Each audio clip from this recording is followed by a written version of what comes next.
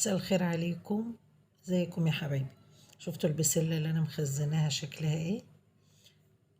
بطريقة بخضرها والجزر بالصفار بتاعه الجميل، ما تغيرش فيه اي حاجة. ولو قعدتيه في الفريزر بدل الشهر سنة مش هيجراله حاجة ولا هيتغير. شوفوا بقى صينية الفراخ الجميلة الروعة ديت. تعالوا نشوف التحبيشة اللي انا عملتها لها والتوابل اللي انا عملتها بيها. كل سنة وانتم طيبين. انا معايا طبعا فراخ بعدد اللي هياكلوا. الف هنا كده زي ما انت عايزة. معايا هنا بصل قرن فلفل حار وطماطمتين وفصين 2 توم، حطيتهم في الكبة ورحت جاية فرماهم بالطريقة اللي انتوا شايفينها ديت، ورحت حطاهم على معلقتين كاتشب، ورحت جاية استنوا في توابل تانية، في حبة كمون وفي حبة فلفل أسمر وفي شوية ملح وفي نص معلقة بابريكا. ولو انت عندك بقى معلقة عسل أبيض تبقى خرافة. تروحي مقلبة ده كله وتحط له نص كوباية مية كفاية، وتروحي مقلباه وتروحي مغطياه بوق الفراخ بتاعتك، وتحطي بقى شوية زيت أو قطعة زبدة زي ما انت عايزة، وانت بتقلبيه وتروحي مغطية بيه الفراخ في الصينية، وندخله البوتاجاز الفرن. أو ممكن تديله نص تسوية على البوتاجاز من فوق قيمة ربع ساعة وبراحتك يعني. والربع ساعة التانية تدخليه الفرن تكمل معاكي التسوية بتاعته.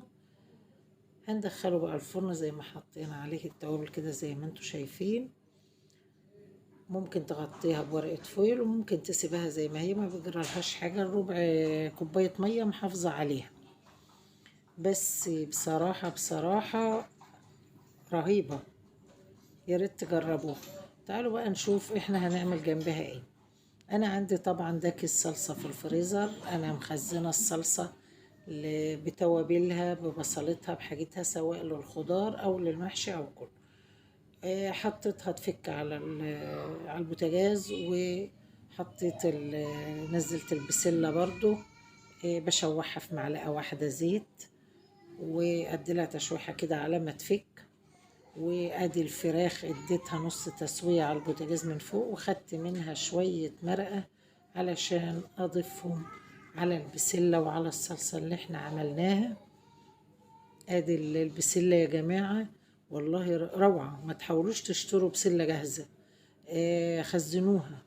خزنوها بالطريقة اللي انا عملتها.